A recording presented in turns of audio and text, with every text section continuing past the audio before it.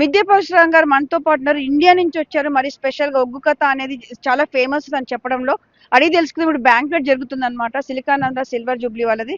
దానికి వచ్చారు, చెప్పండి. నమస్కారం అమ్మా. మేము తెలంగాణ రాష్ట్రం, మన హనుమాజిపేట, తిప్పాపురం, వేములవాడ, తెలంగాణ రాష్ట్రం నుంచి, కరీంనగర్ జిల్లా నుంచి వచ్చాము. నిజంగా సిలికానాంధ్ర సిల్వర్ జూబ్లీ ఉత్సవాల సందర్భంగా మా ఒగ్గు కథను ఈ రోజు మన కూచిపొట్ల ఆనంద్ గారు, సిలికానాంధ్ర సభ్యులందరూ కలిసి ఈ రోజు ఇక్కడికి రప్పించడం జరిగింది.